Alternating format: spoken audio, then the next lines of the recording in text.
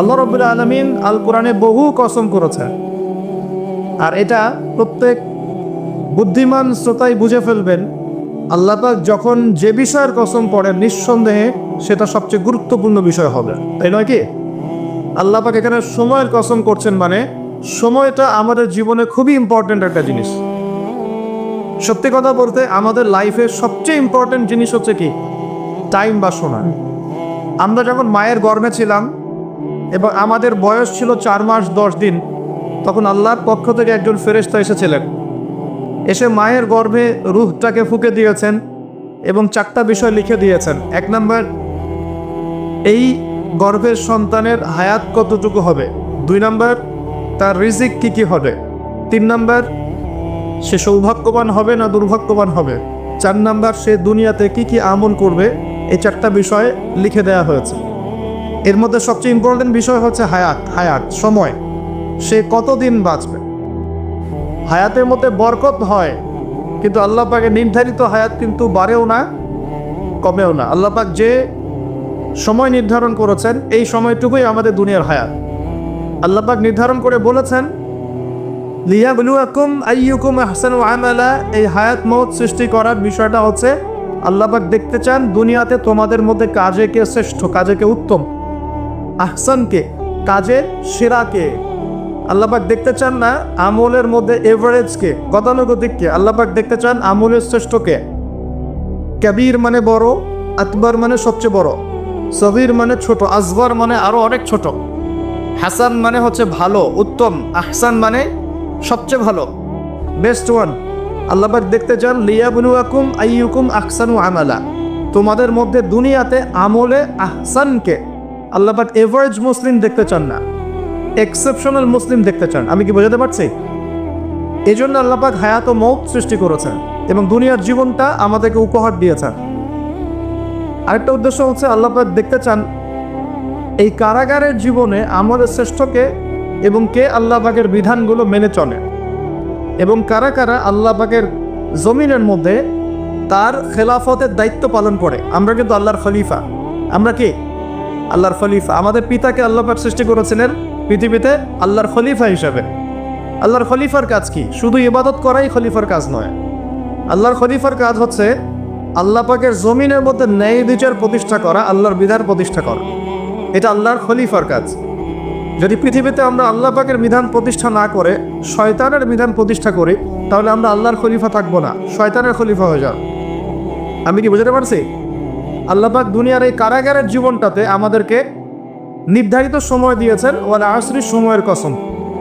আরেকটা অর্থ এখান থেকে নেওয়া যায়, সেটা হলো আল্লাহ পাক সময়ের কসম করে আমাদেরকে মূলত অতীতকালের দিকে তাকাতে বলছেন। কোন দিকে? অতীতের দিকে।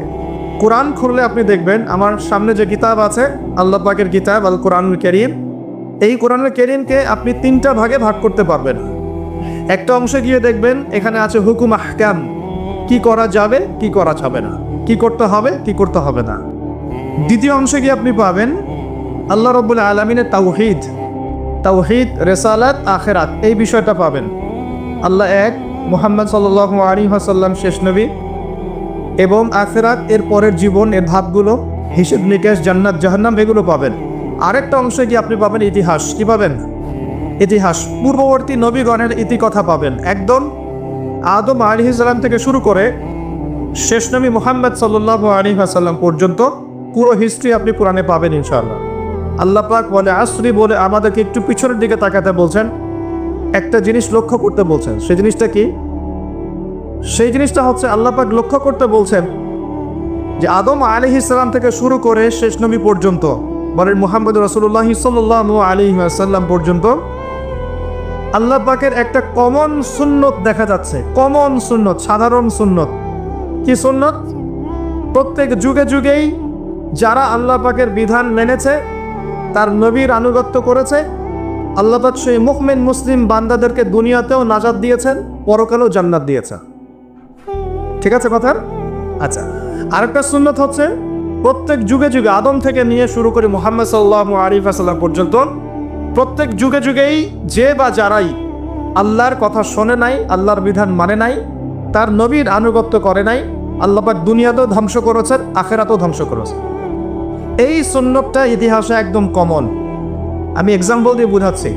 নূহ আলাইহিস সালামের যুগে চলে যান, একটু খেয়াল করে দেখেন 950 বছর দাওয়াত দেওয়ার পরে মাত্র 40টা বা 80টা পরিবার ইসলাম কবুল করেছে। আল্লাহ পাক এই সারা দুনিয়ায় সেই 80টা পরিবারকেই বাঁচিয়ে রাখলেন, নিষ্কৃতি দিলেন, উদ্ধার করলেন, বাকি সবাইকে ডুবিয়ে মেরে দিলেন। আল্লাহর সুন্নাত, আল্লাহ পাকের কিছুই পরোয়া নাই। পরোয়া আছে? আচ্ছা, তারও একটু আগে যান, আদম আলাইহিস সালামের 2 ছেলে হাবিল এবং কাবিল, মনে আছে? কাবিলের কুরবানি কবুল হয় না, হাবিলেরটা কবুল হয়।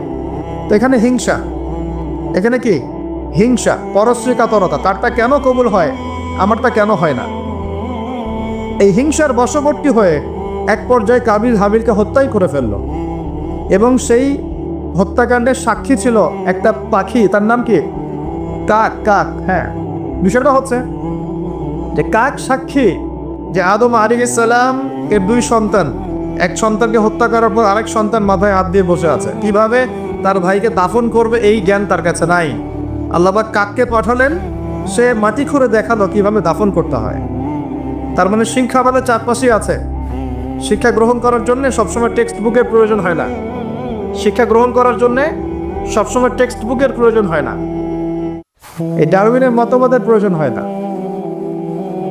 শিক্ষা গ্রহণ করার জন্যে একটু দূরদর্শিতাই যথেষ্ট। বহু মানুষ এই পৃথিবীতে বেঁচে আছেন যাদের অক্ষর জ্ঞান নাই, লিটারাল জ্ঞান নাই, কিন্তু তারা অনেক বেশি অভিজ্ঞতা সম্পন্ন আছেন না? আচ্ছা, এমনকি আমাদের প্রিয় নবী মুহাম্মদ রাসূলুল্লাহ সাল্লাল্লাহু আলাইহি ওয়াসাল্লাম কিন্তু এই আক্ষরিক জ্ঞান আর আলিফ বা তা সা এগুলো লিখতে পড়তে জানতেন না। এটা কি আপনারা জানেন? আল্লাহ পাক তাকে শেষ নবী করেছেন, এবং আমরা তাকে বলি তিনি উম্মি। উম্মি মানে হচ্ছে অক্ষর জ্ঞানহীন। কিন্তু এই পৃথিবীর সবচাইতে জ্ঞানী মানুষ, ইতিহাসের শুরু থেকে শেষ পর্যন্ত সবচাইতে জ্ঞানী মানুষ হচ্ছে মুহাম্মদ রাসূলুল্লাহ সাল্লাল্লাহু আলাইহি ওয়াসাল্লাম। অক্ষর জ্ঞানী সব কিছু নয়। সিগনেচার করতে পারলেই এই আপনার একটা জাতি জ্ঞানী হয় না। সাক্ষরতার হার বাড়লেই একটা জাতি জ্ঞানী হয় না। একটা জাতি জ্ঞানী হয় তখন যখন তার ভিতরে আধ্যাত্মিক পরিবর্তন আসে, যখন তার ভিতরে মানবিক গুণগুলি ইনস্টল হয়, যখন সে মানবতার কল্যাণে কাজ করতে পারে, যখন সে খারাপ পথে যায় না, ন্যায়ের পথে থাকে, অন্যায়ের পথে যায় না, তখন সে ভালো হয়। অক্ষর জ্ঞান সব কিছু নয়। আর আমরা এখন পাশের হারটাকে বেশি ফোকাস করি। কত পার্সেন্ট পাশের হার, কত পার্সেন্ট শিক্ষিত, এটা বড় কথা নয়, কত পার্সেন্ট পাশের হার। পাশের হার সব কিছু নয়। একটা দেশ আছে এখনো পৃথিবীতে, তার নাম ভুটান। কি নাম? বলা হয় যে পৃথিবীর সবচেয়ে সুখী দেশগুলোর মধ্যে একটা হচ্ছে ভুটান। তারা কীরকম জানেন? কৃষিকাজ করে, হ্যাঁ কৃষিকাজ করে, দিন আনে দিন খায়, চাষাবাদ করে, ফসল ফলায়, যে ফসল খাওয়া দাওয়া পথ করার পরে যেটা বেঁচে যায় সেটা এক্সপোর্ট করে। কেউ কারোর সাথে হানাহানিতে যায় না।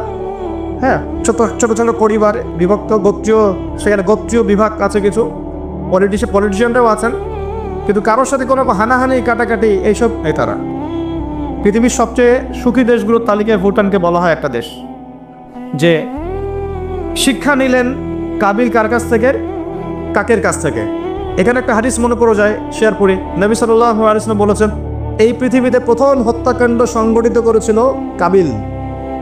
এজন্যই এই পৃথিবীতে যত মানুষকে অন্যায়ভাবে হত্যা করা হবে, বিনা কারণে অন্যায়ভাবে হত্যা করা হবে, এই সমস্ত খুনের যে পাপ, এই পাপের একটা অংশ কাবিলের আমল নামায় যুক্ত করা হবে, বলি নাউজুবিল্লাহ।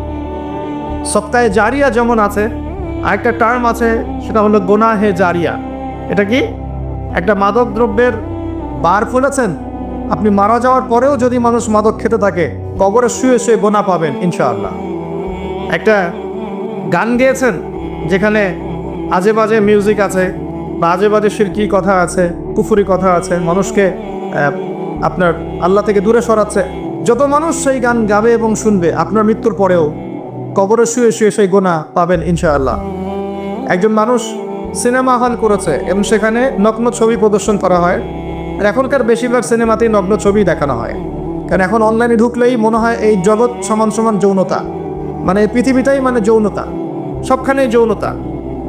এমনকি একটা স্যান্ডো গেঞ্জি কিনতে যাবেন, সেখানেও দেখবেন একটা নগ্ন মেয়ের ছবি দিয়ে রেখে দিয়েছে, মানে সব যৌনতা। তো এই যে সিনেমা হলটা করেছেন, যত মানুষ এখানে সিনেমা দেখবে, যদি আপনি মারাও যান, যত মানুষ সিনেমা দেখতে থাকবে, এই গুনার একটা অংশ আপনার কবরে অটোমেটিক ট্রান্সফার হতে থাকবে ইনশাআল্লাহ। এভাবেই যদি আপনি মাদ্রাসা করেন, যত মানুষ পড়বে, আগামীতে শিক্ষিত হবে, দিনের জ্ঞান অর্জন করে মানুষের মধ্যে দাওয়াতের কাজ করবে, সমস্ত নেক আমলের একটা অংশ আপনি পাবেন ইনশাআল্লাহ। একটা মসজিদ করেছেন, মসজিদ ইনভেস্ট করেছেন, একটা মসজিদ করে দিয়েছেন, এই মসজিদে যত মানুষ নামাজ করবে ইনশাআল্লাহ আপনি এর একটা নেকির ভাগিদার হবেন ইনশাআল্লাহ। আপনি একটা বই লিখেছেন অথেন্টিক সুন্দর, এই বই যত মানুষ করে উপকৃত হবে আপনি কবরে শুয়ে শুয়ে নাকি পাবেন ইনশাআল্লাহ। ভালো কিছু বলেছেন, ভালো লেকচার দিয়েছেন, যত মানুষ শুনবে, আমল করবে, জীবন পরিবর্তন করবে ইনশাআল্লাহ আপনি কবরে শুয়ে শুয়ে নাকি পাবেন ইনশাআল্লাহ। এটা সবচেয়ে সেরা ইনভেস্ট, সবচেয়ে সেরা ব্যবসা। আল্লাহ পাক আমাদেরকে এ ধরনের ব্যবসা বেশি বেশি করার তৌফিক দান করেন।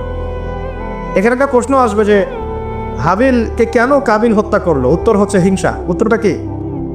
এই কাবিলের সুন্নত কিন্তু 1400 বছর না, 1400 বছর তো নবীর যুগই চলে গেছে।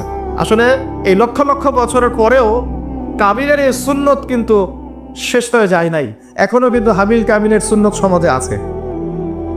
যখনই দেখা যাবে যে কেউ কোনো ভালো কাজ করছে, ভালো কিছু হচ্ছে, তারপর এক শ্রেণীর কাবিল অটোমেটিক বের হয়ে যাবে যারা এই হাবিলের পিছনে লেগে যাবে। কথা ঠিক কিনা? প্রতিটা সেকশন এটা আছে। যদি পলিটিক্যাল ক্ষেত্রে একজন পলিটিশিয়ান ভালো কাজ করা শুরু করে, কিছু কাবিল বের হয়ে তার বিরোধিতা করা শুরু করবে। দেখবেন সমাজের ক্ষেত্রে কিছু ভালো নেতা যদি বের হয়, তারা ভালো কাজ করছে, মানুষ সেবামূলক, কিছু বের হবে কাবিল যারা এর পিছনে লেগে থাকবে। ধর্মীয় ক্ষেত্রেও দেখবেন যদি ভালো কিছু আলেম, ওয়াইজ, ভালো মুফাসসির, আপনার লেখক বা ভালো কিছু বের হয়, ভালো কোনো পার্সন বের হয় যারা দ্বীনের জন্য কাজ করছেন, উম্মার জন্য কাজ করছেন, এক শ্রেণীর কাবিল অটোমেটিক বের হয়ে যাবে যাদের কাজই হবে 24 ঘন্টা তার পিছনে লেগে থাকা। এতে করে ফায়দা কি? এতে করে কাবিলদের কোনো ফায়দা নাই, এতে করে হাবিলের ফায়দা আছে। কিরকম ফায়দা? হাবিল কি বলছিল? হাবিল বলছে যে তুমি যদি আমাকে মারার জন্য হাত প্রশস্ত করো, আয়াতটা পুরো দেখেন সূরা মাইদার মধ্যে আছে, শুরুর দিকেই আছে, তুমি যদি আমাকে হত্যা করার জন্য হাত প্রশস্ত করো, আমি কখনো তোমাকে হত্যা করার জন্য হাত বাড়াবো না। এটা হাবিলের কথা। কত উচ্চ লেভেলের শিক্ষা তার পিতামাতা তাকে দিয়েছেন, কত উঁচু লেভেলের শিক্ষা আদম আলাইহিস সালাম এবং হাওয়া আলাইহিস সালাম তাকে দিয়েছেন, কত উচ্চ মানের তাকওয়া তার মধ্যে ছিল। সে বলছে তুমি যদি হাত বাড়াও আমাকে মারার জন্য, হে কাবিল, আমি তোমাকে হত্যা করার জন্য আমার হাত বাড়াবো না, বরং আমি ভয় করছি আমাকে হত্যা করলে তুমি আমার এবং তোমার সমস্ত গুনাহ নিয়ে কিয়ামতের মাঠে উঠবে এবং তুমি শয়তানের অন্তর্ভুক্ত হয়ে যাবে। তাহলে কাবিল কি শেষমেশ এই দলে পড়ে নাই? এই দলেই পড়েছে। আল্লাহ পাক আমরা সবাইকে হাবিল হওয়ার তৌফিক দান করুন, আর দৃশ্য অদৃশ্যের কাবিলদের থেকে আল্লাহ পাক হেফাজত করবে বলে। আর এখানে একটা সুন্নত আল্লাহ পাকে দেখেন, সময়ের কসম, খেয়াল করেন যে ওই সময়েও আল্লাহ পাক হাবিলকে রক্ষা করেছেন, পরকালে জান্নাত দিয়েছেন। কাবিল কিন্তু জান্নাতে যাচ্ছে না, তার ঘাড়ের মধ্যে নিজের ভাইয়ের হত্যার অপরাধ আছে। নবী পরিবারের সন্তান হওয়া সত্ত্বেও তার পরিণতি কিন্তু ভালো হলো না। খেয়াল করেছেন কি? আচ্ছা, এবার সামনে যান। নূহ আলাইহিস সালামের জীবন তো দেখলেন। এই 80টা পরিবারকে আল্লাহ পাক হেফাজত করলেন, বাকি সবাইকে ডুবিয়ে মারলেন। আমরা যারা এখন পৃথিবীতে বেঁচে আছি, এই 800 কোটি বা 1000 কোটি মানুষ, কোনো না কোনোভাবে কিন্তু আমরা সবাই এই 80টা পরিবারেরই সন্তান। কথা বুঝতে পারছেন না? মনে হয় এই যে বিশ্ব ভ্রাতৃত্বের কথা বলি না আমরা, এই বিশ্ব ভ্রাতৃত্বের কথা তো পশ্চিমারা বলে মানুষকে দেখানোর জন্য, কথার কথা বলে। সত্যিকারের বিশ্ব ভ্রাতৃত্ব শিখতে হলে কোরআন পড়তে হবে। সত্যিকারের বিশ্ব ভ্রাতৃত্ব শিখতে হলে কোরআন পড়তে হবে। কোরআন বলছে এই যে পরিবারগুলোকে আল্লাহ পাক বাঁচিয়েছেন, যদি উপত্যকায় এই নৌকা গিয়ে ঠেকেছে, ওই নৌকায় যারা ছিলেন তাদেরকে দিয়ে পরবর্তীতে পৃথিবী আবাদ করা হয়েছে। নূহ আলাইহিস সালামের 4 সন্তান ছিলেন। কয় সন্তান? একজন হচ্ছে শাম। কি নাম? শাম। এই শাম এর বংশধর হচ্ছে এই যে মিডল ইস্টের মানুষরা, মধ্যপ্রাচ্যের যে মানুষরা আছে, এরা শামের বংশধর। এক ছেলের নাম হাম। হাম ছিল কালো বর্ণের, মানে ব্ল্যাক স্কিন। এই হামের বংশধর হচ্ছে আফ্রিকান কন্টিনেন্টে যে মানুষগুলো আছে, আফ্রিকান কন্টিনেন্ট, এই যে কালো কালো মানুষগুলো, তারা কিন্তু হামের বংশধর। একজন হচ্ছে ইয়াফাস। ইয়াফাস হচ্ছে ওই ইউরোপিয়ান যারা, এরা হচ্ছে ইয়াফাসের বংশধর, সাদা চামড়া। আরেকজন সন্তান ছিল, তার নাম সম্ভবত কেনান। এই সন্তান নৌকায় ওঠে নাই। সে বলেছিল, তার বাবা তাকে ডাকছিল, নৌকায় আসো, আল্লাহর আযাব থেকে আজকে কেউ বাঁচাতে পারবে না। সে বলছে যে আমি পাহাড়ে উঠে যাব, পাহাড় আমাকে সেভ করবে। নবী পরিবারের সন্তান হওয়ার পরেও এই কেনান পানিতে ডুবে মারা গেল। আল্লাহ পাক তাকে বললেন হে নূহ লাইসা মিন আহলিক, সে তোমার পরিবারের কেউ না। নূহ আলাইহিস সালাম বলছেন আল্লাহ সে আমার সন্তান, তাকে মাফ করে দাও। আর আল্লাহ পাক বলছেন লাইসা মিন আহলিক, সে তোমার পরিবারের কেউ না। মানে আল্লাহর হুকুম আহকাম না মেনে চললে নবী পরিবারের সন্তান হয়েও কেউ আল্লাহর গজব থেকে বাঁচতে পারবে না। আর আমরা তো কিছুই না, আমরা কিছু তা আমাদের অহংকার শোভা পায় আমি অমুক আলেমের সন্তান, অমুক মুহাদ্দিসের সন্তান, অমুক বক্তার সন্তান, হ্যাঁ অমুক পলিটিশিয়ানের সন্তান, অমুক রাষ্ট্রনেতার সন্তান। এইসব জাতি বর্ণ গোত্র এগুলো আল্লাহর আযাব থেকে বাঁচাতে পারবে না যদি কোরআন সুন্নাহ ফলো না করে চলে। এটা মূল কথা। আরও সামনে যান, এবার ইব্রাহিম আলাইহিস সালামের যুগটা আপনাকে দেখায়, ওই যুগের সময়টা দেখেন বলে আসলি। ওইখানে আল্লাহ রাব্বুল আলামিন ইব্রাহিম আলাইহিস সালাম এবং তার অল্প সংখ্যক অনুসারীকে উদ্ধার করেছেন, বাঁচিয়েছেন। নমরুদের এই বিশাল রাজত্ব আল্লাহ পাক ধসিয়ে দিয়েছেন কি দেন নাই? আল্লাহর সুন্নত পরিবর্তন হয়েছে? হয় আল্লাহ পাক ইব্রাহিম আলাইহিস সালামকে আগুনের পরীক্ষা থেকেও বাঁচিয়েছেন, আর নমরুদকে সামান্য মশা দিয়েই মেরে ফেলেছেন। আল্লাহর সুন্নত কোনো পরিবর্তন হয়নি। নবী মূসা আলাইহিস সালামের যুগে যান, ফেরাউনের বিশাল বাহিনী, এখনকার এই রাশিয়ান বা ন্যাটো বা ইউরোপিয়ান কন্টিনেন্টে যত আছে এই সবগুলোকে একত্রিত করলেও মনে হয় ফেরাউনের বাহিনীর মতো হবে না। এই পুরো বাহিনীটাকে মনে হয় 1 ঘন্টার মধ্যেই আল্লাহ পাক লোহিত সাগরে ডুবিয়ে মেরে দিলেন, একদিনের মধ্যেই। আল্লাহ পাকের কোনো পরোয়া নাই। আর বনু ইসরাইল আর মূসা আলাইহিস সালামকে আল্লাহ পাক উদ্ধার করলেন। আল্লাহ পাকের সুন্নত এটাই, যুগে যুগে ওয়াল আসরি, একই সুন্নত। আজ জাতির কথা দেখেন, বিশাল আকার দেহের মানুষ ছিল, একদম তাল গাছের সমান সমান লম্বা। তার একটা কথা বলতো, মান আশাদ্দু মিন্না কুওয়া, আমাদের চেয়ে শক্তিশালী কে আছে, তারা বলতো এই কথা। আল্লাহ পাক ওদেরকে 6 দিন 7 রাতের মধ্যেই এই বাতাসের তীব্র বেগে উপড়িয়ে দিলেন, খেজুর গাছের কাণ্ডের মতো ঘরের সামনে পড়ে থাকলো। কেউ বাঁচাতে পারলো না। বাঁচাতে পারলো? পরের জেনারেশন আসলো সামুদ জাতি, তাদের নবীর নাম কি? সালেহ আলাইহিস সালাম। সালেহ আলাইহিস সালাম দাওয়াত দিলেন, তারা দাওয়াত কবুল করলো না। আল্লাহ পাক সালেহ আলাইহিস সালাম এবং তার সাথী জাতিকে বজ্রপাত, বিদ্যুৎ চমকে না বিদ্যুৎ, এই বিদ্যুৎ দিয়ে পুরো সামুদ জাতিকে আল্লাহ পাক ধ্বংস করলেন। কিভাবে ধ্বংস করলেন জানেন? একবার খালি একটা শব্দ হয়েছে, বিকট এক শব্দেই শেষ। একটা বিকট শব্দ, ব্যাস এক শব্দের সবার জান চলে গেছে, জান কবজ হয়ে গেছে এক শব্দের মধ্যে। সামুদ জাতি শেষ।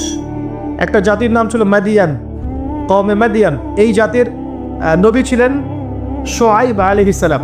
এই জাতির পাপ ছিল, তারা মাপে কম দিত। কি করতো?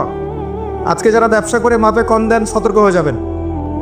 একটা জাতির উপর দুর্ভিক্ষ নেমে আসে তখন যখন ওই জাতি মাপে কম দেয়। আমাদের সমাজে প্রচুর ব্যবসায়ী আছেন যারা মাপে কম দেন, ভেজাল খাওয়ান, একদিনের খাবার আরেকদিন খাওয়ান, মিথ্যা কসম করে পণ্য বিক্রি করেন এবং মানুষকে বিষ খাওয়াতেও দ্বিধাবোধ করেন না, সামান্য কয়টা টাকার জন্য। কয়দিন আগে দেখলেন না, এই যে বিরিয়ানি একটা রেড করলেন, দেখেন নাই? ওই যে 2 গ্লাস খাওয়াচ্ছে, খান আপনারা খান, ওরা খাবে না, ওরা খাচ্ছে না। এরকম ব্যবসায়ীর সংখ্যা কি কম না বেশি? সবখানেই প্রতারণা। আমি এদিকে আসছি পরে ইনশাআল্লাহ। মানে শেষ জামানার সবচেয়ে বড় সমস্যাগুলোর মধ্যে একটা হচ্ছে বিশ্বাসহীনতা, প্রতারণা। এই জামানে আমানত উঠে যাবে। কি উঠে যাবে? আমানত উঠে যাবে। আমানতদার ব্যক্তি খুঁজে পাওয়া যাবে না। নবীজি বলছেন ফসকার মতো মনে হবে, ফসকার মতো। গায়ে ফসকা পড়লে যেমন 2-1টা দাগ থেকে যায়, এরকম আমানতদার ব্যক্তি রেয়ার খুঁজে পাওয়া যাবে। মানুষ বলবে অমুক গ্রামে একটা আমানতদার ব্যক্তি আছে, এত রেয়ার হয়ে যাবে। সবখানে প্রতারণা।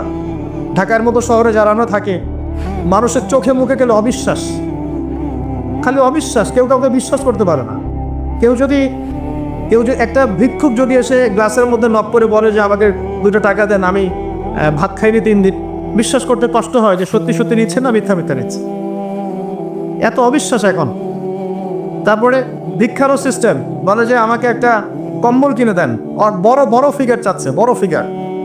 আমি শাড়ি কিনবো, আমি লুঙ্গি কিনবো, সবার কাছে এই কথা বলে বলে সে টাকা উঠাচ্ছে। পরে গিয়ে দেখেন ওই টাকার একটা অংশ সে মাশাআল্লাহ নষ্ট করে ফেলছে, আর একটা অংশ দিয়ে কী করছে জানেন? শুনলে অবাক হয়ে যাবে। একটা কোলের বাচ্চাকে নিয়ে ভিক্ষা করছে, কোলের বাচ্চা। এই কোলের বাচ্চাটা সে হায়ার করে আনছে একজনের কাছে, ভাড়া নিয়ে আসছে, সেটা তার বাচ্চা না, অন্য কারো বাচ্চার ভাড়া নিয়ে আসছে, এবং সেই বাচ্চাটাকে ঘুমের ওষুধ খাইয়ে দেয়। কি খাইয়ে দেয়? ঘুমের ওষুধ খাইয়ে দেয়। ফিডারের সাথে বা অন্য কিছুর সাথে ঘুমের ওষুধ খাইয়ে দেয়। বাচ্চা ঘুমায় আর বাচ্চাকে ফেলে রেখে সে বলে যে বাচ্চা অসুস্থ, চিকিৎসার জন্য টাকা দেন, চিকিৎসার জন্য টাকা দেন। মানুষ টাকা দিয়ে যায়, কেউ দেয় কেউ দেয় না, দিয়ে যায়। এই যে একটা টাকা হয় সারাদিন শেষে, বাচ্চা ঘুমিয়ে আছে, বাচ্চা ঘুমের ওষুধ খাওয়া। তারপরে এই বাচ্চাটার ওসিলা যে টাকাগুলো সে আর্ন করলো হারাম পথে, এর একটা অংশ সে এই বাচ্চার আসল পিতা মাতাকে দিবে, দিয়ে বাকি অংশ সে সিন্ডিকেট করে খেয়ে ফেলবে। এটাও হয় ঢাকা শহরে। তাহলে এই যুগে আপনি কাকে বিশ্বাস করবেন? কিভাবে বিশ্বাস করবেন? কিভাবে বিশ্বাস করবেন? এটা অবিশ্বাসের যুগ চলছে। জনগণ সরকারকে বিশ্বাস করতে পারে না, সরকার জনগণকে বিশ্বাস করতে পারে না। সমাজ নেতা জনগণকে বিশ্বাস করতে পারে না, জনগণ সমাজ নেতাকে বিশ্বাস করতে পারে না। একজন ইমাম সাহেবকে মুসল্লি বিশ্বাস করতে পারে না, মুসল্লিকে ইমাম সাহেব বিশ্বাস করতে পারে। কোনো কোনো ক্ষেত্রে একটা ওয়াজ মাহফিল হচ্ছে, ওয়াজ মাহফিলের আয়োজক কমিটিকে বক্তা বিশ্বাস করতে পারে না, বক্তাকে ওয়াজ মাহফিলের কমিটি বিশ্বাস করতে পারে। এমনও হচ্ছে, ওয়াজ করে চলে গেছি, এমনও হয়েছে যে খামের ভিতরে সব পাত্তি, কিছুই নাই। তো এরকমও যে হইতে পারে সেটা তো কল্পনা ছিল না। আসেন হুজুর দেখা যাবে, আসার পরে আর দেখার নাম নাই। কোনো কোনো মাহফিল হয়েছে এমন, মাহফিল যে নেমে গাড়িতে ওঠার পর মাহফিল কমিটির ফোন নাই, বন্ধ, কীভাবে বাসায় যাবো কোনো ফিকির নাই।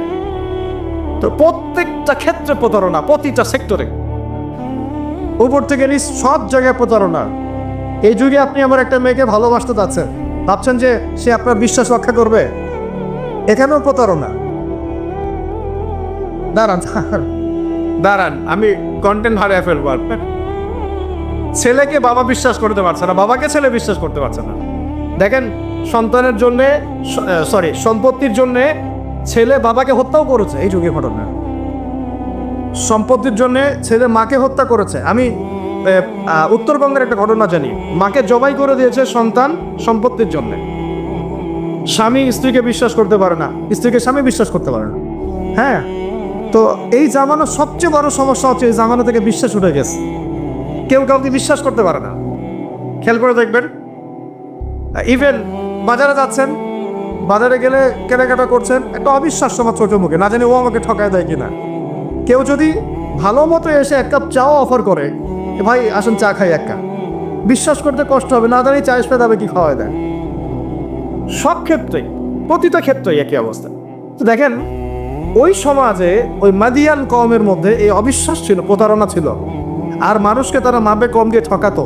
যে সুন্নত এখন চলছে, এখনো সে কোরআন আল্লাহ পাক কেন নাজিল করছেন, কেন এত ইতিহাস বলছেন? কারণ শেষ জামানার এই উম্মতে মুহাম্মাদি সাল্লাল্লাহু আলাইহি ওয়াসাল্লামের মধ্যে এই সমস্ত সমস্যাগুলো আবার নতুন করে দেখা দিবে। এই কারণেই তো আল্লাহ পাক আমাদেরকে জানাচ্ছেন, আগে এটা হয়েছে, আগে এটা হয়েছে, আগে এটা হয়েছে, সতর্ক থাক। কেন কোরআনে বারবার মূসা আর ফেরাউনের কথা আসছে? 136 বার আছে নবী মূসা আলাইহিস সালামের কথা ফেরাউনের সাথে। এতবার কেন, যেখানে আমাদের নবীজির নাম মাত্র 4 বার? কেন এতবার? কারণ শেষ জামানায় উম্মতে মুহাম্মাদির সময়ে মূসা এবং ফেরাউনের সময় যা যা হয়েছিল এগুলোর পুনরাবৃত্তি হবে আবার। আল্লাহ পাক সচেতন থাকতে বলছেন।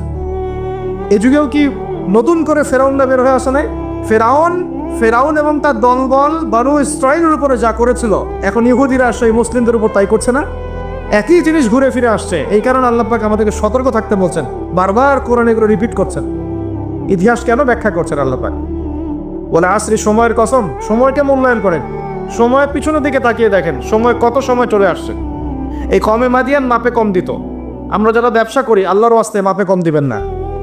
একজন সৎ ব্যবসায়ী, আমি 2টা হাদিস শোনাই, আমি তাদেরকে ভালোবেসেই বলছি, ব্যবসায়ীদেরকে আমি ভালোবাসি, কারণ তার অন্ততপক্ষে সুদের মধ্যে রাখছেন না।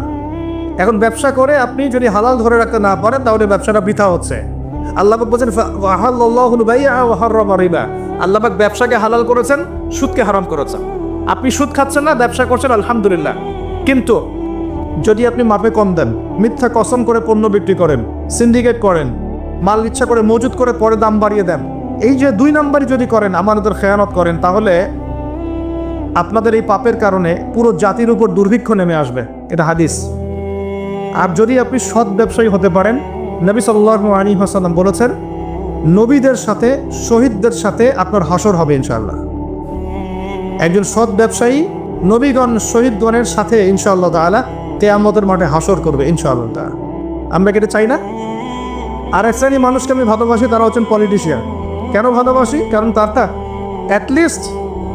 অ্যাটলিস্ট কাপুরুষতার পরিচয় না দিয়ে নিজের কাঁধে দায়িত্ব নিয়ে সমাজ সংস্কার করার চেষ্টা করছে। আমাদের সমাজে দুই ধরনের মানুষ আছে। এক, যারা খালি সমালোচনা করতে পারে, ভালো মন্দ কমেন্ট করতে পারে। আর এক শ্রেণীর মানুষ চ্যালেঞ্জ গ্রহণ করতে পারে যে আমি চ্যালেঞ্জ নিয়ে এটাকে পরিবর্তন করব। এই দুই শ্রেণীর মানুষ পাবেন আপনি। এক, কোনো কাজের না, সারাদিন কমেন্ট করতে পারে, এটা ভালো না, এটা ভালো, এটা খারাপ, এটা এই দেশে এটা করতে হবে, ওটা, মানে এদেরকে আমি নাম দিয়েছি করতে হবে গ্রুপ অফ ইন্ডাস্ট্রিজ। মানে করতে হবে, এটা করতে হবে, ওইটা করতে হবে, এটা করা উচিত, ওইটা করা উচিত। খুবই বুদ্ধিদীপ্ত মানুষেরা, কিন্তু কাপুরুষ। কারণ নিজেরা চ্যালেঞ্জ গ্রহণ করে এটা বিপদ ফেস করে সামনে যেতে পারে। আলেমদের ভুল ধরছেন, আপনি নিজে আলেম হচ্ছেন না কেন? আলেমদের অনেকের ভুল ধরছে, তো আপনি পড়াশোনা করে আলেম কেন হচ্ছেন না? সমাজ পরিচালনাকারীদের ভুল ধরছেন, সমালোচনা করছেন, তো আপনি সমাজ চালাচ্ছেন না কেন?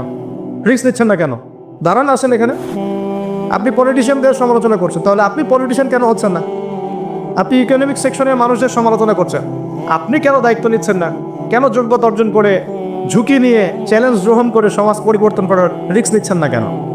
তাহলে দুই শ্রেণীর মানুষ পাওয়া যায়। কিছু মানুষ শুধু কথাই বলতে পারে, আর কিছু মানুষ কাজ করে দেখায়। তো অ্যাটলিস্ট তারা কাজ করে দেখানোর জন্যে বা মানুষের ভালো করার স্বার্থে তারা একটা দায়িত্ব কাঁধে নিয়েছেন। হয়তো দায়িত্বের যে ইসলামাইজেশন বা ইসলামিক দায়িত্ববোধ, এটা তাদেরকে হয়তো বোঝানো যাচ্ছে না, এটা সমস্যা। কিন্তু যদি এই দায়িত্বটাকে ইসলামাইজ করে পালন করা যায়, সমাজের কল্যাণ না কল্যাণ। একজন দায়িত্বশীল ব্যক্তি তিনি যদি কোরআন সুন্নাহর মানদণ্ডে বিচার ফয়সালা করা শুরু করেন, সমাজে কি কল্যাণ হবে না অকল্যাণ হবে? তাহলে আমাদের দায়িত্ব তার কাছে দাওয়াত পেশ করা যে কোরআন এবং সুন্নাহর মধ্যে এগুলো আছে, এগুলো মানবতার কল্যাণে, আল্লাহর ওয়াস্তে আপনি এগুলো ইমপ্লিমেন্ট করেন, ইনশাআল্লাহ তাআলা সমাজের কল্যাণ হবে। এটা আমাদের দায়িত্ব, শেষ। বাকিটা তার উপরে। তো এখন ভালোবেসেই করি। একটা হাদিস আছে, 7 শ্রেণীর মানুষকে আল্লাহ রাব্বুল আলামিন তার আরশের ছায়ায় ছায়া দিবেন। হাদিসটা শুনেছেন তো? 7 শ্রেণীর মানুষকে আল্লাহ পাক তার নিজের আরশের ছায়ায় ছায়া দিবেন, মানে তারা জান্নাতে যাবে ইনশাআল্লাহ। এই 7 শ্রেণীর প্রথম শ্রেণী হচ্ছে ন্যায়পরায়ণ শাসক। ন্যায়পরায়ণ শাসক, যাদেরকে আল্লাহ পাক শাসন ক্ষমতা দিয়েছেন, তারা যদি সমাজে ন্যায় বিচার প্রতিষ্ঠা করে, ইনশাআল্লাহ তারা আরশের ছায়া ছায়া পাবে। অতএব সব জায়গা থেকেই দিনের খেদমতে কাজ করার সুযোগ আছে কি নাই? আল্লাহ পাক আমাদের সবাইকে দিনের জন্য কাজ করার তৌফিক দান করুন। যে যেখানে আছি সেখান থেকে কাজ করার তৌফিক দান হয়। প্রিয় ভাইরা, এভাবে ইতিহাস বলতে থাকলে রাত 1টা বাজবে। শর্ট করছি, ঈসা আলাইহিস সালামের যুগে আসে, ওখানে একই সুন্নত দেখবেন। অল্প মানুষ ইসলাম কবুল করেছে, আল্লাহ পাক তাদেরকে বাঁচিয়েছেন। বেশিরভাগ করে নাই, তাদেরকে আল্লাহ পাক ধ্বংস করে দিয়েছেন। নবী মুহাম্মদ সাল্লাল্লাহু আলাইহি ওয়াসাল্লামের যুগে আসে আবু জাহেল, আবু লাহাব, উতবা, সাইবা, এদেরকে আল্লাহ পাক কিন্তু ধ্বংস করে দিয়েছেন। আর নবী সাল্লাল্লাহু আলাইহি ওয়াসাল্লাম তার সাহাবীদেরকে আল্লাহ পাক সম্মানিত করেছেন। ওয়াল আসরি, সময়ের কসম, আল্লাহ পাক দেখাচ্ছেন আমাদেরকে প্রত্যেক যুগে যুগেই। খেয়াল করেন, প্রত্যেক যুগে যুগে ইতিহাসের শুরু থেকে শেষ পর্যন্ত যারাই আল্লাহ পাকের বিধানগুলো মেনে চলবে, তার নবীর আদর্শ মেনে চলবে এবং আল্লাহর বিরুদ্ধাচরণ করবে না, ইনশাআল্লাহ আল্লাহ পাক দুনিয়াতেও সফল করবেন, পরকালেও জান্নাত দিবেন ইনশাআল্লাহ তাআলা। আর প্রত্যেক যুগে যুগে যারাই আল্লাহ এবং তার রাসূলের বিরুদ্ধাচরণ করবে, নবী রাসূলের আনুগত্য করবে না, আল্লাহর বিধান মানবে না, দুনিয়াতেও ধ্বংস করবেন, পরকালে আযাব দিবেন ইনশাআল্লাহ। এই সুন্নতের কোনো ব্যতিক্রম হবে না। আল্লাহ পাক আমাদের সবাইকে এই কথাটা বোঝার তৌফিক দান করুন। এবারে সময় বা মহাকারের কসম আল্লাহ পাক আরেকটা কারণে করেছেন, যুবক ভাই আপনি বোঝেন। এই সময় বা মহাকারের কসম আল্লাহ পাক আরও একটা কারণে করেছেন, সেটা হলো আল্লাহ পাক আমাদের হায়াতকে মূল্যায়ন করতে বলছেন। আল্লাহ পাক আমাদের হায়াতকে মূল্যায়ন করতে বলছেন। একটু চোখ বন্ধ করে রাত্রেবেলা চিন্তা করবেন। মনে করেন আপনার হায়াত 60 বছর। কত বছর? মনে করেন, ফর এক্সাম্পল, চোখ বন্ধ করবেন, আজকে বাসায় গিয়ে ঘুমানোর সময় দোয়া দরুদ করে চোখটা বন্ধ করে ভাববেন, আদনান ভাই কথাটা বলে গেছে, একটু ভাবি। এইটুক যদি ভাবতে পারেন আজকে বাসায় গিয়ে, আজকে ওয়াজ আমার সফল ইনশাআল্লাহ। এই যে 200 কিলো আসছি, আবার 200 কিলো যাবো, ইনশাআল্লাহ সফল। কি ভাববেন প্রিয় ভাই? আমিও কিন্তু তরুণ, আমি কিন্তু বুড়া হয়ে যাই নাই। বুড়া হয়ে গেছে এখনো? আচ্ছা, আপনিও তরুণরা একটু ভাবি, চোখ বন্ধ করে ভাববেন যে আল্লাহ পাক আপনাকে সৃষ্টি করেছিলেন আল্লাহর ইবাদত করার জন্য। সূরা জারিয়াত 56 নম্বর আয়াত, ওয়া মা খালাকতুল জিন্না ওয়াল ইনসা ইল্লা লিয়াবুদুন। 1 2 আল্লাহ পাক আপনাকে সৃষ্টি করেছিলেন যাতে করে আল্লাহর দিনটাকে আপনি আল্লাহর জমিনে প্রচার করেন, প্রসার করেন, প্রতিষ্ঠা লাভ করেন। এই দুইটা আপনার কাজ ছিল। এখন আপনার বয়স হয়ে গেছে 30 বা 25, ধরে নেন যে আপনার হায়াত 60 বছর, তার মানে আপনার জীবনে বাকি আছে এখন 30 বছর।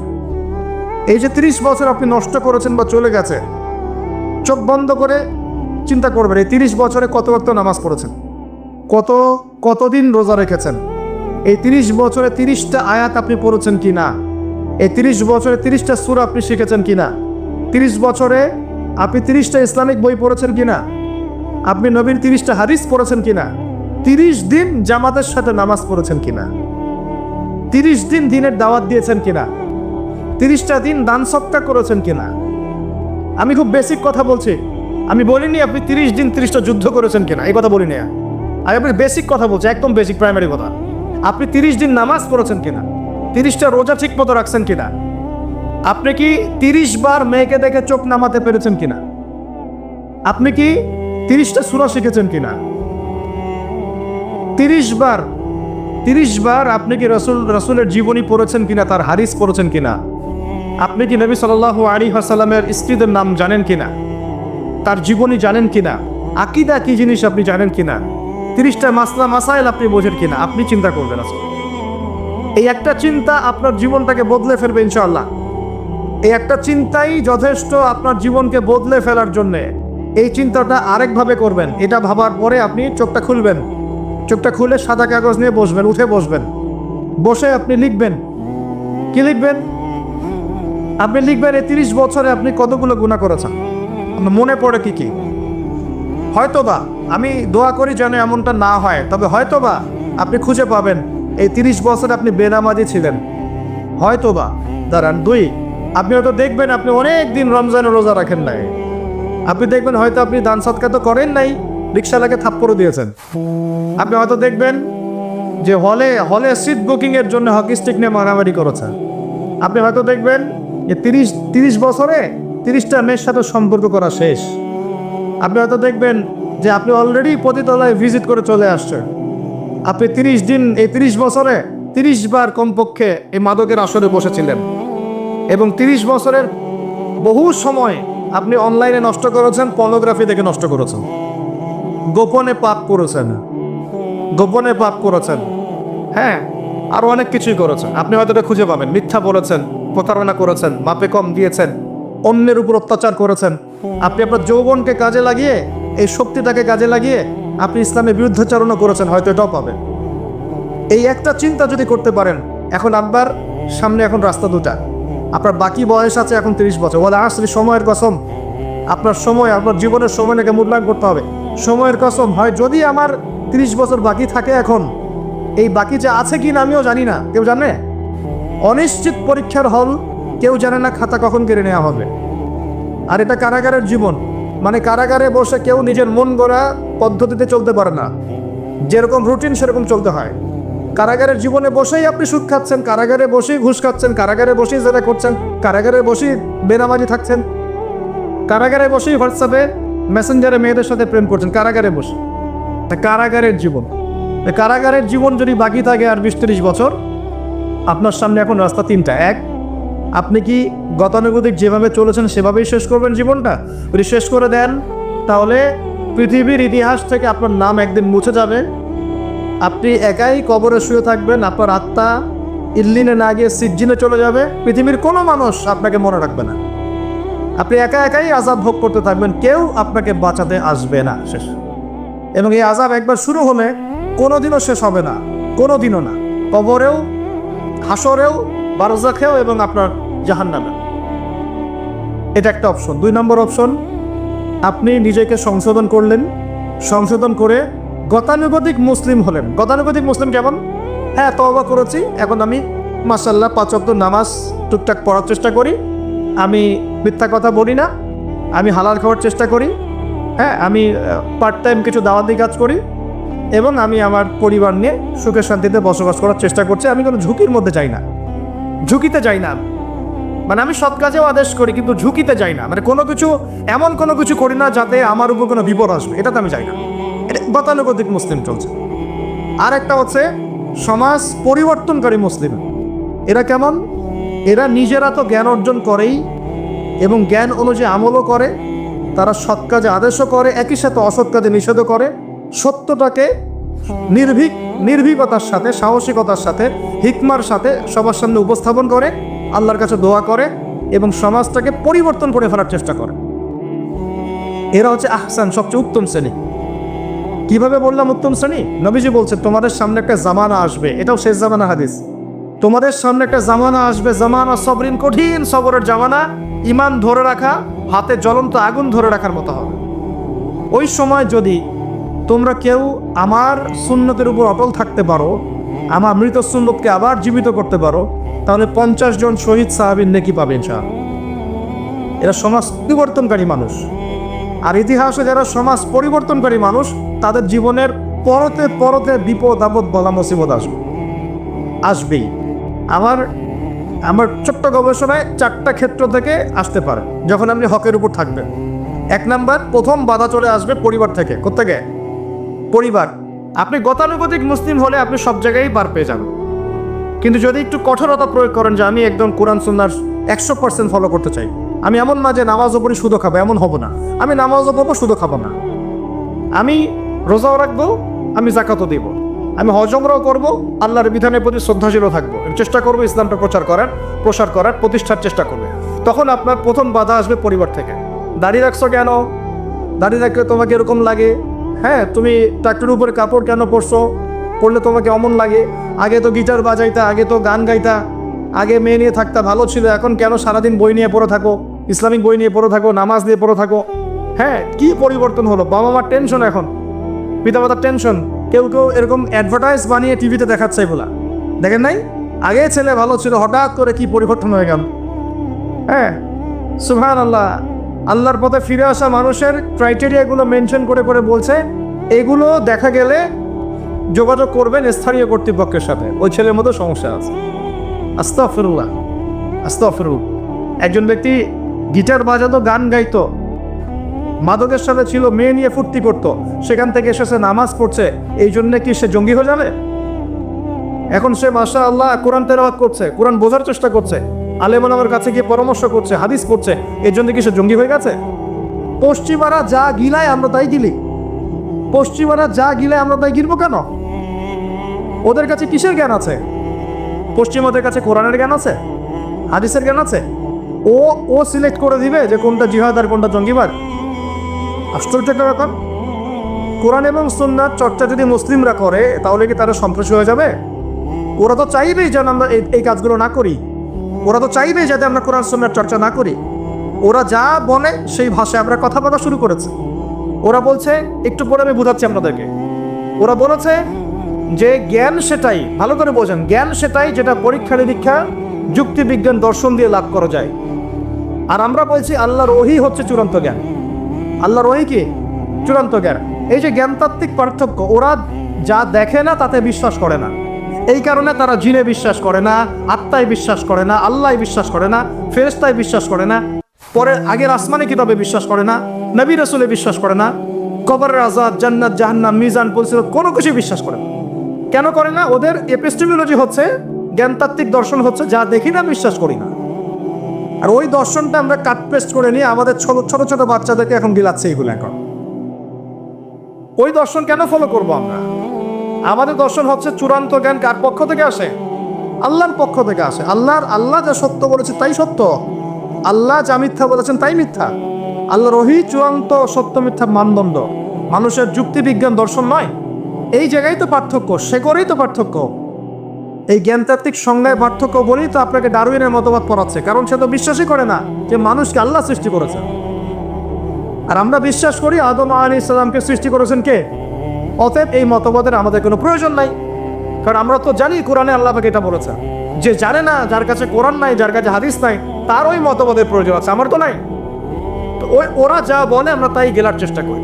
ওরা এগুলো সংজ্ঞা শিখিয়ে দিয়েছে যে মুসলিম যুবকরা এরকম করলে তারা খারাপ হয়ে যাবে, এখন বাস এটা প্রচার করা বাস। আশ্চর্য বিষয়। আমরা তো চাইবো প্রত্যেক ঘরে ঘরে কোরআনওয়ালা মানুষ তৈরি হোক, হাদিসওয়ালা মানুষ তৈরি হোক, নামাজি হয়ে যাক সবাই, তাহলে সমাজে শান্তি আসবে। একজন নামাজি ব্যক্তি বেশি ভদ্র হয় না বেনামাজি ভদ্র হয়? বলেন। তা নামাজ মানুষকে শৃঙ্খলা শেখায় না? কোরআন মানুষকে মানবতা শেখায় না? কোরআন সুন্নাহর কোনো জায়গায় কি বলা আছে নিরপরাধ কোনো মানুষকে হত্যা করতে হবে? বরং আমি তো একটা আয়াত বললাম, কেউ যদি একজন মানুষের জীবন বাঁচায়, সূরা মাইদা আল্লাহ পাক বলছেন, কেউ যদি একজন মানুষের জীবন বাঁচায় সে যেন পুরো মানব জাতিকে বাঁচালো, বলি আলহামদুলিল্লাহ। আর কেউ যদি কোনো মানুষকে অন্যায়ভাবে হত্যা করে সে যেন পুরো মানব জাতিকে হত্যা করে। একটু খেয়াল করে দেখেন, সারা বিশ্বে যত মানুষকে হত্যা করা হচ্ছে মুসলিম কান্ট্রিগুলোতে, সিরিয়া, ইয়েমেন, প্যালেস্টাইন, আফগান তো চলে গেল, তারপরে আপনার ইরাক, লিবিয়া, জর্ডান, লেবানন, ঠিক আছে, ওই যে রোহিঙ্গা, তারপরে উইঘুর, মুসলিমদেরকে যেখানে যেখানে হত্যা করা হয়েছে এখানে মানবতা বিরোধী অপরাধ হয়নি? এটাকে সন্ত্রাসবাদ বলা যায় না? এটা ওদের জঙ্গিবাদ নয় কি? আরে প্রকৃত অর্থে সন্ত্রাসী এবং জঙ্গি কারা? মুসলিমরা না ওরা? যখন নিরপরাধ মাসুম বাচ্চাদেরকে বোম মেরে হত্যা করা হয়, মা বোনদেরকে ইজ্জত নষ্ট করা হয়, আমাদের মুসলিম ভাইদেরকে পাখির মতো গুলি করে হত্যা করা হয়, তখনই মতবাদ থাকে না? তো এদের কাছ থেকে আমাদেরকে শিখতে হবে কোনটা ন্যায় কোনটা অন্যায়। এগুলো চলতে থাক, কিন্তু এই চলা ইনশাআল্লাহ তাআলা বেশি দিন সাস্টেইন করবে না ইনশাআল্লাহ।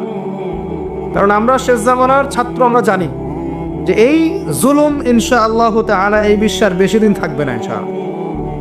অচিরে আল্লাহ রাব্বুল আলামিন এমন প্রজন্ম আনবেন, এমন নেতা আনবেন যাকে আল্লাহ পাক বলছেন তার নাম হবে মাহদি, এবং তার নাম মুহাম্মদ, তার টাইটেল মাহদি।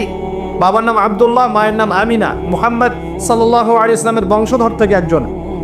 তার সাথে আল্লাহ ঈসা আলাইহিস সালামকে পাঠাবেন এবং তিনি এই পুরো জুলুমের শেকড়টাকে এমনভাবে উপড়ে ফেলবেন যে 40 বছর তার ন্যায় এবং ইনসাফের শাসন না আসা পর্যন্ত কিয়ামত হবে না ইনশাআল্লাহ। অতএব সামনে অপেক্ষা করছে এই বিজয়ের দিন। খুশি হচ্ছে না বিজয় বেজার হচ্ছে না? ইনশাআল্লাহ তাআলা এই দিন আমরা দেখে যেতে পারি না পারি, এই মেসেজটা তো পৌঁছে দিতে পারি যে সামনে এটা আসছে ইনশাআল্লাহ।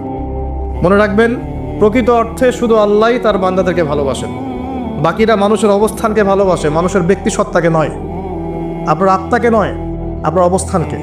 এটা আপনি হারে হারে উপলব্ধি করবেন যত দিন যাবে। বাকি বিষয়গুলো স্বার্থকেন্দ্রিক। আল্লাহ রাব্বুল আলামিনের ভালোবাসা স্বার্থকেন্দ্রিক নয়, নিঃস্বার্থ। তাই আল্লাহর জন্য ভালোবাসুন। মাকে ভালোবাসেন আল্লাহর জন্য, বাবাকে ভালোবাসেন আল্লাহর জন্য, আপনি সন্তান সন্ততিকে ভালোবাসেন আল্লাহর জন্য, স্ত্রীকে ভালোবাসেন আল্লাহর জন্য। তাদের জন্য করেন আল্লাহকে সন্তুষ্ট করার জন্যে, তাদের কাছে কিছু পাওয়ার আশায় না। যখন আপনি কারো কাছে কিছু পাওয়ার আশা করবেন তখন তার কাছ থেকে কষ্ট পাবেন। যখন কারো কাছে কিছু পাওয়ার জন্য আপনি আশা করবেন তখন তার কাছে কষ্ট পাবেন। এর বাইরে একটা ভালোবাসা থাকে, ডিভাইন, আল্লাহর পক্ষ থেকে আসে। সেই দুই ব্যক্তি যারা আরশের ছায়া পাবে, ওই 7 শ্রেণীর মধ্যে এক শ্রেণী হচ্ছে ওই দুই ব্যক্তি যারা একে অপরকে শুধু আল্লাহর জন্য ভালোবাসত। এই ভালোবাসা, মুআমালাত, আপনার ওঠা বসা, চলাফেরা, ইবাদত, প্রতিটা কাজ হোক শুধু আল্লাহর সন্তুষ্টির জন্য। এটাই হচ্ছে তাওহীদের চূড়ান্ত লেভেল। তখন গিয়ে আপনি আল্লাহর মারিফত বুঝতে পারবেন, আল্লাহকে আপনি আপন করে পাবেন। যখন ডাকবেন দেখবেন আল্লাহ আপনার কাছে আছে। এমন সময় দেখবেন মনে মনে কিছু চিন্তা করেছেন যে আমার এটা দরকার, দেখবেন বাসায় গিয়ে ওটা হাজির আপনার সামনে। নবী সাল্লাল্লাহু আলাইহি ওয়াসাল্লাম এটাই বলেছেন, জুতার ফিতা প্রয়োজন হলেও আল্লাহর কাছে চেয়ে নাও। তোমার যদি জুতার ফিতার প্রয়োজন হয় আল্লাহর কাছে চেয়ে নাও, কারো কাছে চেয়েও না। আব্দুর রহমান বিন আউফ রাদিয়াল্লাহু আনহু মদিনায় গিয়েছেন হিজরত করে। অন্য একজন সাহাবী বলছেন, আমার 2টা বাড়ি আছে, একটা নিয়ে নেন, 2টা জমি আছে, একটা নিয়ে নেন। আব্দুর রহমান বিন আউফ তিনি বলছেন, আরিনি আইনাস সুক, আমাকে দেখিয়ে দাও যে বাজার কোথায়। অল্প কিছু খেজুর কিনলেন, আল্লাহর প্রতি তাওয়াক্কুল করে গায়রাতের পরিচয় দিলেন, ব্যক্তিত্বের পরিচয় দিলেন, দিয়ে তিনি চলে গেলেন বাজারে গিয়ে ব্যবসা শুরু করলেন। মাত্র 7 বছরের ব্যবধানে তিনি মদিনার শ্রেষ্ঠ ধনীদের একজন হয়েছেন। আল্লাহর হয়ে যান, শুধু আল্লাহকে আপন করে নেন, দেখবেন সবকিছু আপনার অনুকূলে ইনশাআল্লাহ। ইন্না সলাতি ওয়া নুসুকি ওয়া মাহইয়ায়া ওয়া মামাতি লিল্লাহি রাব্বিল আলামিন, এই কনসেপ্টে আসেন। ইব্রাহিম আলাইহিস সালাম বলেছেন, আমার সালাত, আমার যত কুরবানি, আমার জীবন, আমার হায়াত, মৃত্যু সবকিছু আল্লাহর জন্য। দুনিয়াতে যদি আল্লাহর পথে চলতে আপনি বাধা পান, বিপত্তি পান, কষ্ট পান, দুঃখ কষ্ট আসে, বালা মুসিবত আসে, আপনার মুখে হাসি থাকবে, আপনি বুঝবেন এগুলো আল্লাহর জন্য, আল্লাহ এগুলোর প্রতিদান দিবেন ইনশাআল্লাহ। এবার আসেন আরেকটা পয়েন্টে এসে আমি আলোচনা শেষ করতে চাই। আমাদের সামনে একটা মৌসুম অপেক্ষা করছে আল্লাহর ক্ষমা পাওয়ার। তিন শ্রেণীর মানুষের জন্য নবী সাল্লাল্লাহু আলাইহি ওয়াসাল্লাম অভিশাপ দিয়েছেন। অভিশাপ। এক শ্রেণী তারা যারা বৃদ্ধ পিতামাতাকে পেয়েছে, তাদের সেবা যত্ন করে জান্নাত লাভ করতে পারে নাই। যে দৃশ্যটা দিন দিন বাড়ছে, পিতামাতাদের খেদমত করাটাকে এখন আমরা ফরজ বলে মনে করি না, বরং আমরা স্ত্রী সন্তানের খেদমতটাকে ফরজ বলে মনে করি। কারণ দিন যাচ্ছে দেখবেন বৃদ্ধাশ্রমের সংখ্যা বাড়ছে। বৃদ্ধাশ্রমের কোনো জায়গা নেই ইসলামে, বরং মায়ের পায়ের নিচে সন্তানের বেহেশতের কথা বলা হয়েছে। পিতার সন্তুষ্টিতেই সন্তানের জান্নাত জাহান্নাম নির্ধারণ হবে, এমনটা বলা হয়েছে। এই শ্রেণীর মানুষের জন্য অভিশাপ, ধ্বংস। নবী সাল্লাল্লাহু আলাইহি ওয়াসাল্লাম ধ্বংসের দোয়া করেছেন। আরেক শ্রেণী তারা যাদের সামনে নবী সাল্লাল্লাহু আলাইহি ওয়াসাল্লামের নাম উচ্চারিত হয়, তারা দরুদ শরীফ পড়ে না, সাল্লাল্লাহু আলাইহি ওয়াসাল্লাম এটা পড়ে না। জুমার দিনে যে কাজগুলো বেশি বেশি করবেন তার মধ্যে একটা হচ্ছে দরুদ পড়বেন, বেশি থেকে বেশি। আল্লাহ পাকের এক শ্রেণীর ফেরেশতা আছেন যারা দরুদ কালেক্ট করেন এবং নবী সাল্লাল্লাহু আলাইহি ওয়াসাল্লামের রওজা এবং কবরে পৌঁছে দেন। নবী সাল্লাল্লাহু আলাইহি ওয়াসাল্লাম উত্তর দেন। এটা কিভাবে দেন এটা ব্যাখ্যা আমরা করতে পারবো না, কারণ সব কিছু যুক্তি, দর্শন, বিজ্ঞান দিয়ে প্রমাণ করা যাবে না। পশ্চিমারা যা শিখাচ্ছে যে যুক্তি, বিজ্ঞান, দর্শন, পরীক্ষা নিরীক্ষা, পর্যবেক্ষণের মাধ্যমে যা লাভ করা যায় তাই জ্ঞান, এর সাথে ইসলাম সম্পূর্ণভাবে একমত না। ইসলামের অনেক কিছু আছে যেগুলোর ব্যাখ্যা আপনি যুক্তি, বিজ্ঞান, দর্শন দিয়ে পাবেন না। বিজ্ঞানকে জিজ্ঞাসা করেন, excuse me mister science, can you give me the definition of রুহ? Can you give us the definition of রুহ বা সোল? সায়েন্স, আপনি কি আমাকে আত্মার সংজ্ঞা দিতে পারবেন? সায়েন্সের দৌড় শেষ, পারবে না। জিজ্ঞাসা করেন ঘুমের ডেফিনেশন দিতে, একটা মেডিকেল ব্যাখ্যা দিতে পারবে, স্বপ্ন এবং ঘুমের ব্যাখ্যা দিতে পারবে না। জিজ্ঞাসা করেন যে কবর আযাবের ডেফিনেশন দিতে, পারবে না। জিনদের সংজ্ঞা দেন, জিনকে প্রমাণ করেন পরীক্ষা নিরীক্ষা পর্যবেক্ষণে, পারবেন না। আল্লাহ পাক বলেছেন ওয়া মা খালাকতুল জিন্না ওয়াল ইনসা ইল্লা লিয়াবুদুন। কনফ্লিক্ট আছে এখানে। মালায়েকা ঈমানের দ্বিতীয় পিলার, আল্লাহ বিশ্বাস, তারপরেই মালায়েকায় বিশ্বাস। মালায়েকাকে তারা প্রমাণ করতে পারবেন না।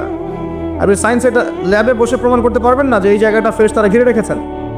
এই ফেরেশতারা দরুদ কালেক্ট করেন, পৌঁছে দেন। এটা বারজাখ, টোটালি ডিফারেন্ট একটা জগৎ। এটার ব্যাখ্যা আমরা করতে পারবো না। তাই যেগুলোর ব্যাখ্যা করা যায় না সেগুলোর অস্তিত্ব নাই, কথা ঠিক নয়। বরং এটা সায়েন্সের বা যুক্তির বা দর্শনের দুর্বলতা, ইসলামের দুর্বলতা নয় এটা। নবী সাল্লাল্লাহু আলাইহি ওয়াসাল্লাম মেরাজে গিয়েছেন, কিভাবে গিয়েছেন, এত আসমান কিভাবে গেলেন, এর সব কিছু সায়েন্স দিয়ে আপনি ব্যাখ্যা করতে পারবেন না। এই জায়গায় একটা শিরক হচ্ছে। মুসলিমদের কনসেপ্ট হয়ে গেছে এমন যে কিছু প্রমাণ করা গেলেই সায়েন্স দিয়ে তাহলে বিশ্বাস করবো, না হলে করবো না। এই কনসেপ্ট ঠিক না। আপনি আপনার আত্মাটাই প্রমাণ করতে পারবেন না। এটা কঠিন না, তরল না, বায়বীয় না, কি কোথায় থাকে, মৃত্যুর সময় কোথায় যায়, একটা ডেড বডি আর আমার মধ্যে কি পার্থক্য? আত্মার পার্থক্য না? এর রুহটা কোথায় গেল, কি হলো, এটা ব্যাখ্যা করতে পারবেন না। সব কিছুকে এভাবে প্রোটেস্ট্যান্ট ভার্সনে চিন্তা করবেন না। তো আসেন, ফেরেশতারা কালেক্ট করেন, পৌঁছে দেন, নবী সাল্লাল্লাহু আলাইহি ওয়াসাল্লাম অ্যানসার দেন। আরেক শ্রেণী হচ্ছে তারা যারা রমজান মাস পেয়েছে, 1 মাস পরে রমাজান, এখন থেকে 1 মাস পরে রমাজান, রমজান মাসকে পেয়েছে, রমজান মাসে ইবাদত বন্দেগী করে আল্লাহর কাছ থেকে ক্ষমা নিতে পারলো না, এরা ধ্বংস হয়ে যাক, নাউজুবিল্লাহ। 1 মাস পরে আসছে রমজান। দুনিয়াদার মানুষরা অলরেডি প্ল্যান করে ফেলেছে রমজানে কোন কোন পণ্যের দাম কি হবে, কিভাবে সিন্ডিকেট করা যায়, কি করা যায়, কেমনে লাভ করা যায়, কি সব ওদের প্ল্যান রেডি। দিনদার মানুষরা এমন করবে না। দিনদার মানুষ যারা ক্ষমা পেতে চায় তাদের কয়েকটা কাজ আমি বলে শেষ করছি। 1 নাম্বার, রমজান মাসে 5 ওয়াক্ত নামাজ জামাতে পড়ার চেষ্টা করেন। পারবেন না? এসব হঠাৎ করে কিন্তু একটা জায়গায় শুরু করা যায় না। রমজান থেকেই শুরু করবো এমনটা করা যাবে না, কিন্তু আগে থেকেই স্টার্ট করতে হবে, তাহলে রমজানে গিয়ে আপনি ফ্লো সৃষ্টি করতে পারবেন। এই ফ্যান ছেড়েছেন, ফ্যানটা কি ধাপ করে এত জোরে হয়েছে? আস্তে আস্তে আস্তে আস্তে বেড়েছে। একটা স্পিড আসতে সময় লাগে। আপনি প্রথমে দৌড় শুরু করেই তো বাইকে আপনি 100 টানতে পারবেন না, আপনাকে গ্র্যাজুয়ালি যেতে হবে। এটাই সুন্নাহ, আল্লাহ পাকের সুন্নাহ গ্র্যাজুয়াল। দিন থেকে রাত কিন্তু ধাপ করে হয় না, আস্তে আস্তে হয়।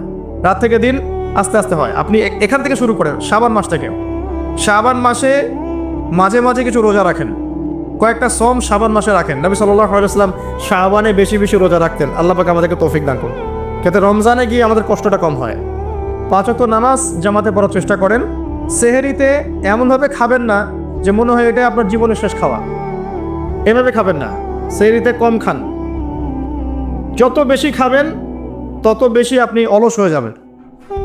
মুসলিমদের উচিত নয় খুব বেশি ভরপেট খাওয়া, এবং এই সুন্নাতটা এখন কিতাবের মধ্যে আছে, আমাদের বডি এবং আমলের মধ্যে সুন্নাতটা খুব একটা নাই। যত বড় আশেকে রসুল দেখবেন তত বড় ভুঁড়ি, এটাই বাস্তবতা। আমরা ভোগবিলাসী হয়ে গেছি আর কি। এটা আখিরুজ জামানের সাইন। নবী সাল্লাল্লাহু আলাইহি ওয়াসাল্লাম বলেছে শেষ জামানে এক শ্রেণী মানুষ আসবে যাদের উঁচু ভুঁড়ি থাকবে, ঠেস দিয়ে বসে থাকবে এবং আরামপ্রিয় হবে। হাদিসের পাতায় পাতায় এগুলো আছে, কি বলা নাই হাদিসে।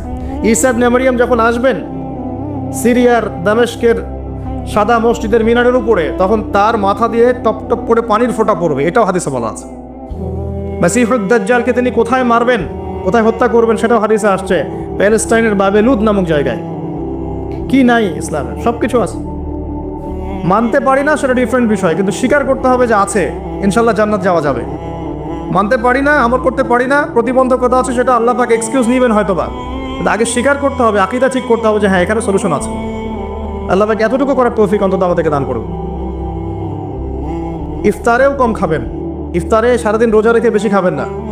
খেতে হলে পেটের এক ভাগ খান, এক ভাগ ফাঁকা রাখেন, আপনি ইবাদত করে স্বাচ্ছন্দ্য বোধ করবেন। ইফতারে বেশি খেলে তারাবির নামাজ পড়তে পারবেন না, এবং তারাবি জামাতে পড়ার চেষ্টা করবেন। তারাবি সালাতে সুন্দর করে লম্বা করে পড়ার চেষ্টা করবেন, সময় লাগুক 1 ঘন্টা 2 ঘন্টা। সবচেয়ে উন্নত মানের হাফেজকে রাখবেন, যার তেলাওয়াত শুনলে নামাজে মনোযোগ বাড়ে, সুমধুর তেলাওয়াত করবে, পুরো কোরআন খতম করবে। আমরা মনোযোগের সাথে তারাবি পড়বো ইনশাআল্লাহ। তারাবি সালাতের মাঝখানে দোয়া করবেন, সেজদায় বেশি বেশি দোয়া করবেন, রমজান মাসে দোয়া কবুল হয়। রোজা রাখা অবস্থায় বেশি বেশি দোয়া করবেন, নিজের জন্যে, পরিবারের জন্যে, আত্মীয় স্বজনের জন্যে, দেশের জন্যে, উম্মার জন্যে, সবার জন্য দোয়া করবেন।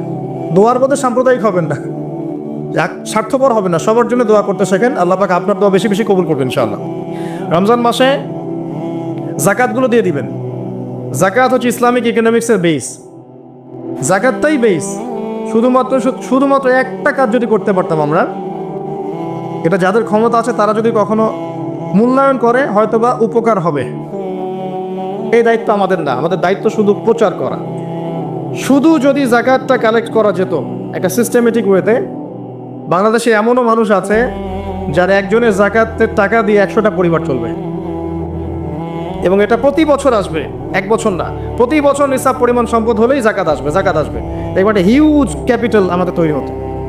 এটা দিয়ে আপনি বড় বড় মেগা প্রজেক্ট করতে পারতেন। দুর্ভাগ্যজনক, এটাতে আমরাই জাকাত দিতে চাই না। অনেক মুসলিম আছে নামাজ পড়ে জাকাত দেয় না, অনেক মুসলিম আছে নামাজ পড়ে সুদ খায়, নামাজ পড়েই ঘুষ খাচ্ছে, নামাজ পড়েই দুর্নীতি করছে। নামাজি ব্যক্তি, কপালের সেজদার দাগ আছে। আমি এমনও দেখেছি আমার সাথে আল্লাহ রাস্তায় সময় দিয়েছে, তাবলিগে বোনের সম্পত্তি দেয়নি, বোনের হক দেয়নি, বোনকে বুঝিয়েছে যে তুমি না নিলে তো এটা নেকির কাজ, তুমি ছেড়ে দিলে এটাই নেকির কাজ, সওয়াব হবে তোমার। তা আমরাও কম না ভাই। তো আগে নিজে ভালো হই, মানুষের ভালো নিয়ে পরচিন্তা করি। আলাইকুম আনফুসাকুম, নিজের নফসের খবর নেই। মানুষকে সংশোধন করা অনেক কঠিন বিষয়, নিজে সংশোধন না হলে মানুষকে সংশোধন করা যায় না। এটাই আমাদের সমস্যা, আমরা আগে নিজেরটা চিন্তা না করে মানুষের চিন্তা করি।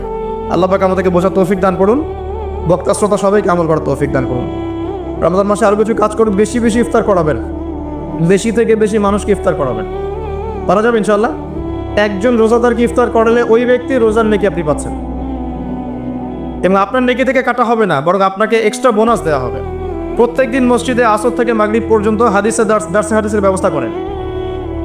এই যে আপনাদের এখানে মুনতাখা হাদিস বই আছে না, মুনতাখা হাদিস, ফয়জুল কালাম, তারপরে এই যে রিয়াদুস সালেহিন, এই বইগুলো আছে, মিশকাত, এখান থেকে দার্স দিবেন। আসর থেকে মাগরিব পর্যন্ত এগুলো চলবে। মাগরিবে মানুষ আসবে, এখানে সবাই মিলে ইফতার করবে, করা যাবে না? ইফতার করাবেন, পরিবেশ বসা থাকবে। ইফতার যারা বাসায় করবেন, আমার অনুরোধ হচ্ছে পরিবার বর্গকে সাথে নিয়ে ইফতার করেন, যাতে ছোট ছোট বাচ্চারা দেখে যে আমরা এভাবে ইসলামিক সংস্কৃতি দেখে বড় হয়েছে। এখন এক একটা পরিবার এক একটা জগৎ, একটা ছাদের নিচে 10টা জগৎ, 10 জনের হাতে 10টা ফোন, এক একজন এক একটা ঘরে, ফোনের মধ্যে এক একটা ওয়ার্ল্ড, এক একটা জগৎ, কারোর সাথে কারো কথা নাই, আত্মকেন্দ্রিকতা। আর পাশে কে ফ্ল্যাটে কে আছে এটা দেখার সময় নেই। তো পরিবারের সদস্যদেরকে নিয়ে ইফতার করেন। আরেকটা নসিহত করব, রমজানের যে বাজার, এই বাজারটা আগেই করে রাখেন। রমজান মাসে বেশি বেশি বাজারে যাবেন না, সময় নষ্ট করবেন না, বেশি বেশি কোরআন তেলাওয়াত করবেন। রমজান মাসে কোরআন তেলাওয়াত এজন্য করবেন, কোরআন এই মাসেই নাজিল হয়েছে, অন্তত একটা বার খতম দেওয়ার চেষ্টা করুন, পারা যাবে? আলিফ লাম মিম থেকে একদম মিনাল জিন্নাতি ওয়ান নাস পর্যন্ত প্রত্যেকদিন 1 পারা করে পড়েন, 30 দিন 30 পারা হয়ে যাবে, পারা যাবে না? যারা হাফেজে কোরআন আছেন এই মাসে কোরআনটাকে হিফজ করবেন, আরও ভালো করে চর্চা করবেন। যারা আরও বড় স্কলার আছেন কোরআনকে গবেষণা করবেন, কোরআনের দার্স দিবেন, মানুষকে কোরআনের কথা বলবেন। এটা একমাত্র কিতাব এটা একমাত্র কিতাব যার মধ্যে প্রতিটা বিষয় সলিউশন আছে, এবং এটা মানুষের ভিতর ঢুকে গেলে আপনাকে তখন তরোয়ারির জোরে ইসলাম আর কায়েম করতে হবে না। ইসলাম এভাবে কায়েম হয়েও নাই, মানুষের মন পরিবর্তনের মধ্য দিয়ে ইসলাম কায়েম হয়েছে। তো কোরআন মানুষের ভিতরে ঢুকিয়ে দেন, অটোমেটিক দেখবেন সে আল্লাহর পথে চলে আসবে ইনশাআল্লাহ। এটাই মূল কাজ, জ্ঞানতাত্ত্বিক কাজটাই মূল, মানুষকে জ্ঞানী করাটাই মূল কাজ। আমরা বেসিক কাজ করতে চাই না, বড় বড় স্বপ্ন দেখি। বেসিক কাজ দেখবেন 5 ওয়াক্ত নামাজ পড়তে চাই না, যাকাত দিতে চাই না, কোরআন তেলাওয়াত করতে জানি না, বাসায় পর্দা নাই, হালাল রিজিক নাই, কিন্তু বড় বড় কথা বলি। ব্যক্তি জীবন ঠিক করা উচিত আগে, বড় বড় কথা অনেক পরে। এগুলো সময় না এখন, প্রাইমারি লেভেলের কাজ ঠিক নাই, ভিত্তি ঠিক নাই, আপনি বাড়ি বানাবেন কীভাবে? রমজান মাসে কোরআন তেলাওয়াত করেন, বেশি বেশি আল্লাহ জিকির করেন। হিসনুল মুসলিম একটা বই আছে, হিসনুল মুসলিম, বইটা মুখস্থ করে ফেলেন। বইয়ের মধ্যে প্রচুর জিকির দেওয়া আছে, দোয়া দেওয়া আছে, এগুলো করেন রমজান মাসে, আল্লাহ আপনার দোয়া কবুল করবেন ইনশাআল্লাহ।